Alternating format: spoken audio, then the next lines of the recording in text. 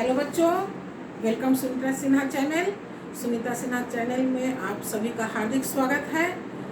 आज मैं जो आप लोगों के बीच जो टॉपिक लेकर आई हूँ वो है साहित्य। आज मैं बताऊंगी साहित्य के बारे में। साहित्य किसे कहते हैं, इसकी परिभाषा क्या है, इसके प्रकार कितने हैं, आदि बातों की जानकारी दूंगी। तो सबसे पहले साहित्य किसे कहते हैं, इसकी परिभाषा क्या है। ज्ञान के संचित कोश को, ज्ञान के संचित कोश को साहित्य कहते हैं।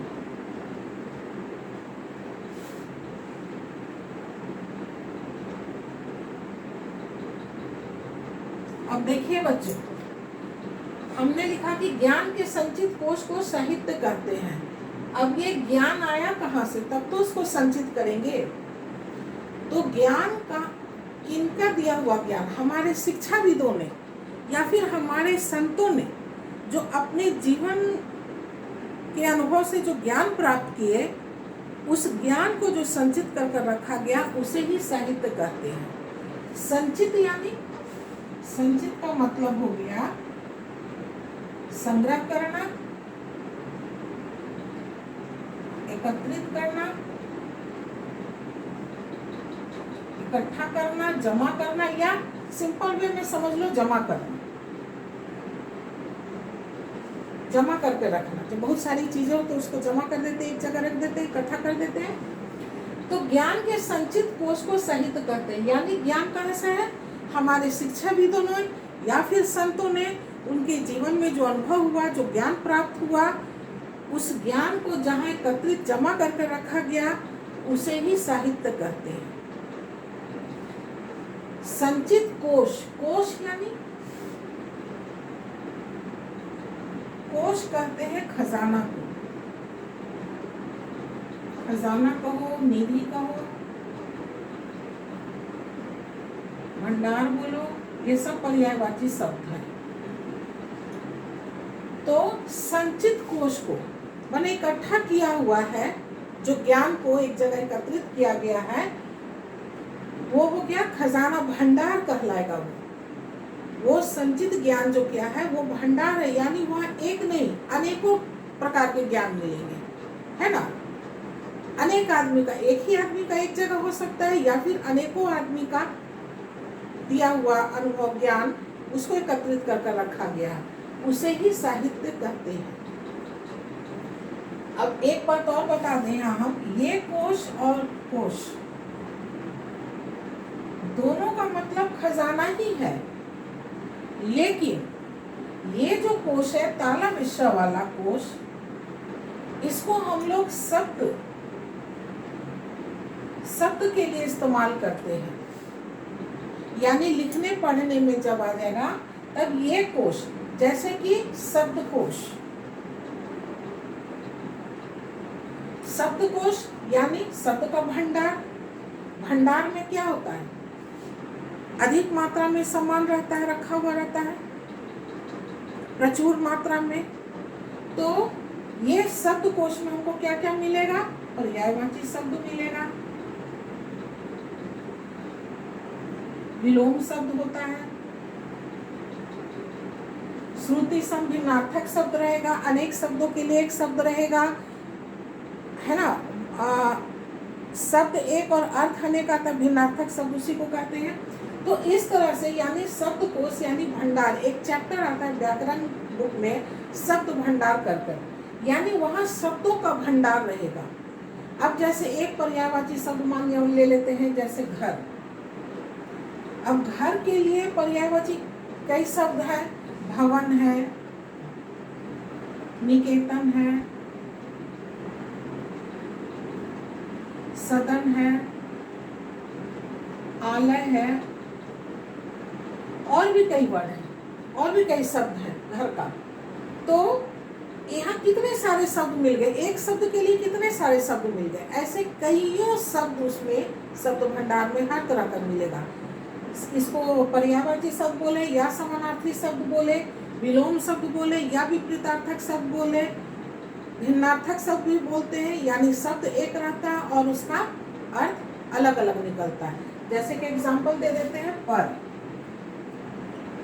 का क्या क्या हो सकता है? पर यानी एक हो जाता है ऊपर, जैसे मेज के ऊपर किताब रखी है तो उसको हम लोग क्या कहते हैं? मेज पर पुस्तक रखी है। दूसरा पर हो गया पराया, पराया है ना। जैसे कि रावण ने पर स्त्री का हरण कर लिया था, सीता जी का हरण कर लिया था। सीता जी तो उनकी स्त्री थी नहीं, वो तो राम जी की स्त्री थी। तो पर स्त्री यानी दूसरे की स्त्री का हरण कर लिया था। तो पर यानी पराया भी होता है, पर यानी ऊपर भी होता है। एक पर का मतलब पंख होता है, कहते हैं चींटियों के भी पंख निकल आए हैं, है ना। तो पर यानी या चिड़िया के पर यानी पंख भी हो गया। तो शब्द एक है लेकिन अर्थ अनेक है, इसको कहते हैं अनेकार्थक शब्द। शब्द एक है लेकिन अर्थ अलग अलग दे रहा है। उसी तरह से एक होता है शब्द भंडार में आएगा श्रुति संभिन्नार्थक शब्द। श्रुति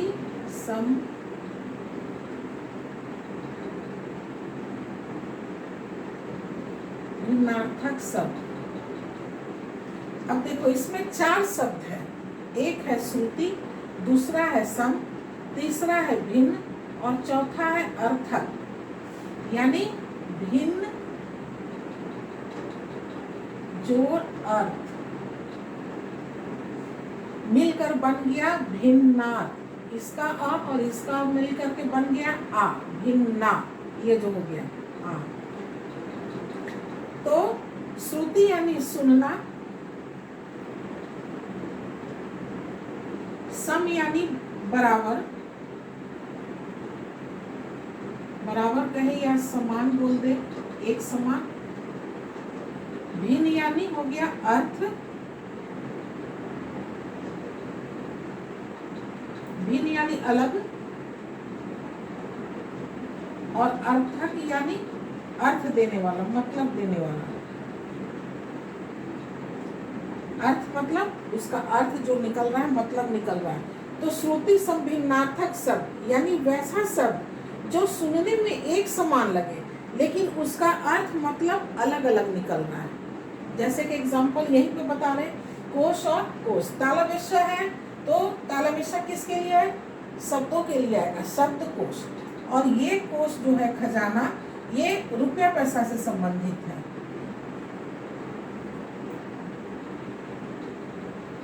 रुपया पैसा जब रहेगा आर्थिक मामले में, तब यहाँ ये कोश लिखाएगा।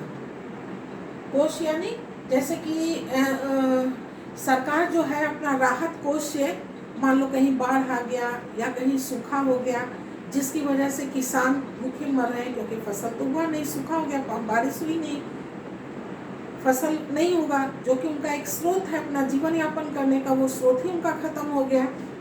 तो वैसे हालत में क्या करती है सरकार जो है, वो राहत कोष से, राहत देना यानी सुविधा पहुंचा देना, तो वो राहत कोष से यानी वहाँ से वो उस खजाने से पैसा निकाल कर देती है कि भाई उन किसानों को, उन गरीबों को बांट दीजिए जिनका खेत में फसल नहीं हो पाया है। तो या फिर दीन और दीन, दीन और दीन। अब दोनों तो दिन है, ये दिन में द में बड़ी की मात्रा है, इसमें छोटी की मात्रा है, सुनने में एक ही समान लगता है, दीन और दिन।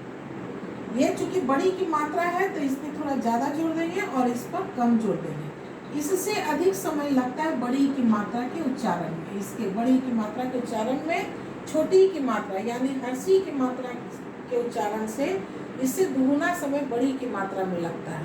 तो इसको हम लोग पढ़ेंगे दीन और ये कहेंगे दिन। इस दिन का मतलब होता है गरीब और इस दिन का मतलब होता है दिवस। दिवस बोले या फिर वार बोले, सोमवार, मंगलवार, यानी आज सोम दिन है, मंगल दिन है। वार बोले या दिवस बोले, दिवस स्वतंत्रता दिवस, गणतंत्र दिवस में दिवस लिखते हैं यानी दिन है, आज स्वतंत्रता का दिन है। तो उच्चारण समान है, ऐसे शब्द को कहते हैं श्रुति संभिन्नार्थक शब्द। और ये सारे शब्द जो है वो शब्द भंडार शब्द कोश में मिलेगा। शब्द भंडार एक चैप्टर आता है जहाँ की सब प्रचुर मात्रा में शब्द रहता है दिया हुआ, वहां से आप ज्ञान हासिल कर सकते हैं। तो ज्ञान के संचित कोश को ही साहित्य कहते हैं, यानी कि इसलिए कोश हम यहाँ ऐसे लिखे हैं। अगर ये कोश लिख दोगे तो गलत हो जाएगा, क्योंकि ये रुपया पैसा से संबंधित आर्थिक मामले में ये कोश दिखाता है। तो ध्यान दोगे, इसलिए हम तुम लोगों को इतना डिटेल में बता देते हैं। ज्ञान के संचित यानी संग्रह किया हुआ, एकत्रित जमा किया हुआ खजाने को उस जगह जहाँ ढेर सारा हो, प्रचुर मात्रा में, अत्यधिक मात्रा में हो ज्ञान को, उसे ही साहित्य कहते हैं। साहित्य शब्द जो है वो कैसे मिलकर बना है जरा वो भी बता दे, जान लो। साहित्य शब्द जो है वो बना है स जोड़ हित जोड़ य, इससे मिलकर बना है साहित्य। स यानी साथ और हित यानी भला, यानी वैसा ज्ञान जिससे आपका भला हो, अच्छा हो, उसे ही साहित्य कहते हैं। वैसा ज्ञान जो आपके भले के लिए, हित के लिए, उसे ही साहित्य कहते हैं। अगर इस ज्ञान को आप अपने जीवन में उतारेंगे, उसको अपनाएंगे, तो आपका भी अच्छा होगा, भला होगा। उन्होंने जो अपना ज्ञान अर्जित किया कि नहीं ऐसे करने से भला होता है, अच्छा होता है जीवन में, तो उन्होंने लिखकर, है ना, इसीलिए लिपि बना है, लिखकर। और यहीं से इतिहास भी शुरू हुआ। जब लिपि का निर्माण हो गया, लिपि हम एक वीडियो में आपको बताए हुए हैं, भाषा लिपि और व्याकरण वाली वीडियो में, तो उसमें हम बताएं कि लिपि किसे कहते हैं। लिपि ही लिखने के ढंग को कहते हैं, और वो लिखने के ढंग के लिए एक निश्चित चिन्ह बनाया गया। खैर वो तो पहली बात है, माँ जाए अपने उस विषय पर। तो वो जो क्या बता रहे थे, हाँ, अगर हम उसको अपने जीवन में अपनाते हैं तो हमारा वो भला ही होगा। और इस ज्ञान को उन्होंने, वही लिपि का निर्माण हुआ तो वो उन्होंने लिख कर रख दिया, ताकि ये उनके बराबर पीढ़ी वाले या उससे आने वाली पीढ़ी उससे पढ़कर अपना ज्ञान हासिल करे, उसको अपने जीवन में उतारे और एक अच्छा और एक नेक इंसान बने। तो साहित्य जो है वो दो प्रकार का होता है। साहित्य जो है वो दो प्रकार का होता है। पहला है गद्य और दूसरा है पद्य। गद्य यानी कहानी, इसके अंतर्गत आता है कहानी, नाटक, लेख, पत्र, जीवनी, संस्मरण, उपन्यास, ये सब जो है गद्य के अंतर्गत आते हैं। गद्य यानी कहानी, कहानी में कहानी, नाटक, लेख, पत्र, जीवनी, संस्मरण, उपन्यास आदि सारे गद्य के अंतर्गत आते हैं। पद्य में क्या क्या आते हैं? पद्य में आएगा कविता, कविता आएगा, गीत आ जाएगा, गजल, छंद आ जाएगा, दोहा, है ना, ये सब चीज आ जाएगा पद के अंतर्गत। गीत है, गजल है, दोहा है, छंद है, ये सब आ जाएगा। तो हमारे शिक्षाविदों ने या संतों ने अपने जीवन अनुभव से जो ज्ञान प्राप्त किए वो दो प्रकार से बताए, या तो कहानी, नाटक, लेख आदि के रूप में, या फिर कविता, गीत, गजल, दोहा ये सब के रूप में बताए। दो तरह से उन्होंने बताया। इसलिए इसके अंतर्गत ये सब सारी बातें आती हैं और पद के अंतर्गत कविता, गीत, गजल आदि आते हैं। अब बात है, एक सवाल भी आता है कि गद्य और पद जो है इसमें क्या अंतर है। तो कई लोग बताते हैं या बच्चे लोग भी लिख देते हैं कि गद्य के अंतर्गत ये सब सारी चीजें आती हैं और पद के अंतर्गत ये सब चीजें आती हैं। ये तो सही है, ये सब चीज तो आती ही है, लेकिन मुख्य बात तो उन्होंने बताया ही नहीं। मुख्य बात ये है कि गद्य में जो है उसमें शब्द अधिक होता है, शब्द अधिक होते हैं। उपन्यास देखोगे कई कितने पन्नों का, 100 150 पन्नों का, 300 पन्नों का ही एक उपन्यास होता है। तो इसमें शब्द अधिक होता है, लेकिन अर्थ उसका कम होता है, कम निकलता है। और ठीक इसी का उल्टा पद है, इसमें क्या है, शब्द कम होते हैं लेकिन अर्थ उसका अधिक निकलता है। गद्य का जैसे कि एग्जाम्पल दे देते हैं कि मान लो परिश्रम का, मेहनत का फल या परिश्रम का फल मीठा होता है, अर्थ इतना ही निकल रहा है। अब इसको बताने के लिए कहानी एक पैराग्राफ का भी हो सकता है, एक पन्ने का भी लोग बना सकता है कि भाई एक किसान थे, उसके 4 बेटे थे, वो बहुत आलसी थे, काम नहीं करते थे। जब किसान बीमार पड़ गया तो बहुत चिंतित हो गया, वगैरह वगैरह कहानी बना करके बताए कि उन्होंने कैसे किसान अपने 4 बेटों से अपना खेत खुदवाया, फसल लगवाया, फसल उगा। तो उन्होंने बताया कि देखो परिश्रम किए तो इसका फल अच्छा मिला। तो इसको बताने के लिए उन्होंने कई पैराग्राफ लिख दिए कहानी को, कई सारे शब्द इसके अंतर्गत आ गए। एक पैराग्राफ में भी बता सकते हैं, 10-12 लाइन में, इसको एक पेज में भी बता सकते हैं। तो मेरे कहने का अर्थ है कि गद्य में जो है वो शब्द अधिक होता है और उसका मीनिंग जो होता है, अर्थ, वो कम निकलता है। और इसका ठीक उल्टा है पद्य, इसमें शब्द कम होते हैं लेकिन अर्थ अधिक निकलते हैं। जैसे कि मान लो इसी में है, बुरा जो देखन मैं चला, बुरा न मिलिया कोई, जो दिल खोजा अपना मुझसे बुरा न कोई। एक और दूसरा एग्जाम्पल देते हैं कि क्या है, रहमन धागा प्रेम का मत तोड़ो चटकाए, जोड़े से भी ना जुड़े गांठ पड़ जाए। यानी कहने का अर्थ क्या हो गया उनका कि प्रेम रूपी जो धागा है, ये रिश्तों का जो बंधन है वो एक धागे की तरह है। अगर धागा है वो एक समरूप जैसा रहता है, तो उसको अगर हम तोड़ देते हैं, तोड़कर अगर हम जोड़ना चाहें उस धागा को, तो वो नहीं जुट सकता है। लाख प्रयास करें तो वो नहीं जुटेगा। और अगर जब हम उसको जोड़ देते हैं तो वहाँ पे एक गांठ पड़ जाता है, वो जो दिखलाई देता है। तो ये बात भी सही है कि अगर हम धागा को तोड़ दें और उसको जोड़े तो नहीं जुटेगा, और जब हम उसको दोनों को मिलाकर जोड़ते हैं, गांठ दे देते हैं, तो वहाँ पे एक निशान पड़ जाता है। इसके पीछे कहने का क्या अर्थ है कि आपका जो किसी रिश्ता से प्रेम बना हुआ है, किसी से, है ना, प्रेम बंधन बना हुआ है, तो उसको बनाए रखना, उसको तोड़ना नहीं है। अगर आप किसी कारणवश बीच में दरार आ जाती है, मन मुटाव आ जाता है, तो वो भी धागे की तरह टूट जाता है, अलग हो जाते हैं आप।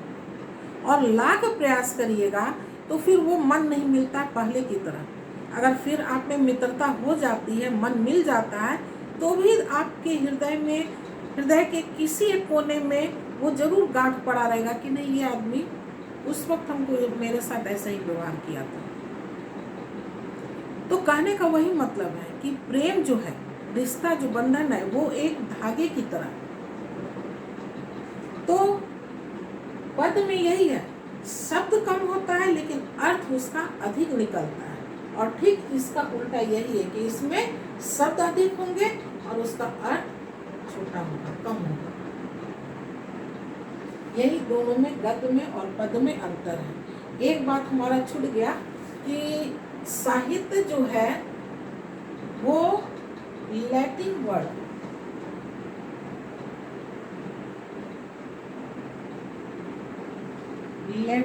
से बना है। कौन सा लैटिन वर्ड है वो? लेटर। लैटिन वर्ड लेटर से बना है, लैटिन वर्ड लेटर है और लेटर से बना है लिटरेचर।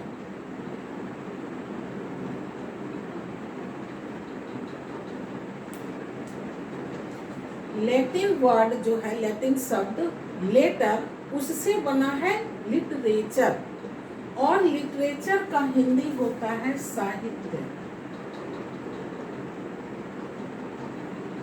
और साहित्य जो है वो स जोड़ हित जोड़ य से बना है। स यानी साथ, हित यानी भला। वैसा ज्ञान जिससे आपका भला हो, आपको अच्छा हो, वैसे ज्ञान को ही साहित्य कहते हैं। साहित्य दो प्रकार का हो गया, गद्य और पद्य। गद्य में हो गया ये सारी चीजें आती हैं, पद्य में ये सारी चीजें आती हैं। दोनों में डिफरेंस बता दिए। इसमें शब्द अधिक और अर्थ कम होता है, इसमें शब्द कम और अर्थ अधिक निकलता है, गहरा होता है। शब्द कोश का संचित का अर्थ बता दिए, कोश बता दिए। कोश दो प्रकार से लिखाता है, कोश का अर्थ क्या है, दोनों कोश को कहाँ कहाँ प्रयोग करते हैं, इन सारी बातों की जानकारी दे दी। आज के वीडियो में बस इतना ही। फिर एक नए वीडियो के साथ मिलते हैं, तब तक के लिए बाय।